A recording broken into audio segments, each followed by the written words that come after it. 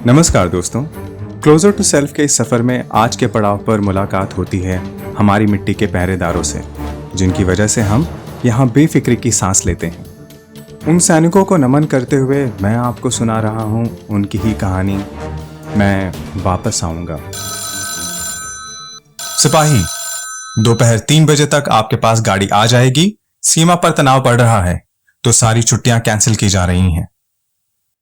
अमित ने कर्नल के फरमान पर हामी भरते हुए जी जनाब कहा और घड़ी की ओर देखा तो ठीक 10 बजे थे। सिर्फ 5 घंटे बचे थे और उसकी 1 हफ्ते की छुट्टी भी। अभी 2 दिन पहले ही तो आया था वो। उसे नहीं पता था कि वो वापस आएगा या नहीं और माँ को क्या कहे। इसी कश्मकश में था कि माँ कमरे में आते हुए उसे परेशान देखकर पूछ बैठी, क्या हुआ रे, इतना परेशान क्यों है? वो माँ, मुझे सामान बांधना है। तेरी छुट्टी में तो 1 हफ्ते। माँ रुआसी सी हो गई थी। तेरी जैसी एक और माँ है मेरी, उसी ने बुलाया है। इतना कहते हुए माँ के आंसू पोंछकर अमित अपना सामान पैक करने चला गया। माँ जल्दी जल्दी उसके लिए खाने का सामान पैक करने लगी। घर का घी, बड़े से टिफिन में मोतीचूर के लड्डू, रास्ते के लिए पूरी सब्जी और थोड़ा सा मिक्स अचार। ये 3 इतनी जल्दी कैसे बच गए, पता ही नहीं चला। गाड़ी दरवाजे पर आ चुकी थी। घर से निकलते हुए वो माँ के पांव छूता है और गले लगाकर कान में धीरे से कहता है, आता हूं, और फिर चला जाता है अपनी भारत माँ के लिए सीमा पर, उसके सम्मान की रक्षा के लिए। लड्डू तो गाड़ी में बैठे हुए सिपाही दोस्तों के साथ सफर में ही खत्म हो गए। उनको भी क्या पता था फिर वक्त मिलेगा भी या नहीं। बाकी रह गई थी बस मिठास, जो घुलती गई थी जुबान से होते हुए दिल तक। पेट तक जाते हुए माँ के प्यार से दिल भी भर आया था सबका। कैंप में पहुंचते ही सबको एक अनजान जगह जाने की बात बताई जाती है, जहां नेटवर्क सिग्नल्स भी नहीं होंगे, क्योंकि उससे लोकेशन आसानी से ट्रैक हो सकती थी। अमित ने मिशन पर निकलने से पहले एक कागज पर जल्दी से कुछ लिखा और जेब में रख लिया, अपने दिल के पास। सैनिकों को अपने पास सुरक्षा और जरूरत का हर सामान रखना पड़ता है, न जाने कब किस चीज की जरूरत कहां पड़ जाए। कर्नल संजय ने प्लान का ब्रीफ देते हुए सबकी घड़ियां मिलवाई और टारगेट क्लियर करवा दिया। 16 चुने हुए जवानों को 4-4 के 4 ग्रुप्स में बांट दिया गया, ताकि दुश्मन के 300 मीटर ऊंची पहाड़ी पर के चेक पोस्ट को चारों तरफ से घेरा जा सके। मिशन की शुरुआत हो चुकी थी। छुपते छुपाते सभी जवान पहाड़ी के करीब 100 मीटर तक पहुंच गए थे, मतलब दुश्मन के हथियारों की मारक क्षमता के काफी अंदर तक। चारों ग्रुप्स ने चारों तरफ से पहाड़ी को घेर लिया। 2 तरफ पश्चिम और दक्षिण से सीधे पोस्ट पर अटैक कर दिया गया, ताकि बाकी दोनों तरफ से उनका ध्यान हट जाए और उन तक ऊपर पहुंचा जा सके। ऊपर पोस्ट से भी गोलियों की बौछार शुरू हो गई। पेड़ों और चट्टानों के पीछे वो बचते रहे। अचानक ग्रेनेड लॉन्चर से एक के बाद एक 4 बॉम्ब्स दक्षिण सेना की तरफ ब्लास्ट हुए और चारों जवान वहीं शहीद हो गए। पश्चिम की सेना ने जब ये समझा तो कर्नल को स्थिति के बारे में सूचित कर दिया कि और मदद चाहिए होगी। बैकअप के लिए 16 लोगों की दूसरी टीम भी भेजें। इतने में उत्तर और पूरब के जवान आधी ऊंचाई तक ऊपर चढ़ चुके थे। एक तरफ गोलीबारी और दूसरी तरफ चढ़ाई जारी थी। इसी बीच उत्तर के ग्रुप पर दूर उत्तर से ग्रेनेड्स दागे गए और एक बार में 3 जवान शहीद हो जाते हैं। एक घायल सैनिक ने अपने कर्नल को भारी गोलाबारी के बारे में इत्तला कर दी। जोर धमाके से चट्टान पर टकराने के कारण उसके पांव की हड्डी भी टूट चुकी थी।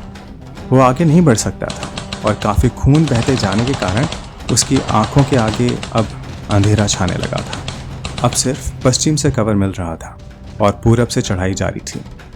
पश्चिम टीम का किसी कारण से सबसे संपर्क टूट जाने पर पूरब टीम कर्नल को तुरंत इत्तला कर देती है।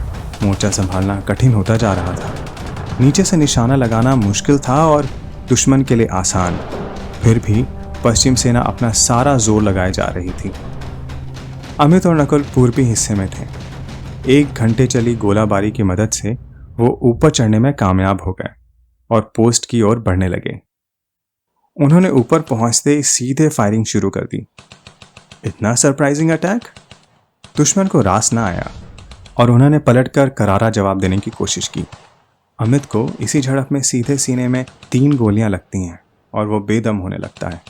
नकुल उसे संभालता है।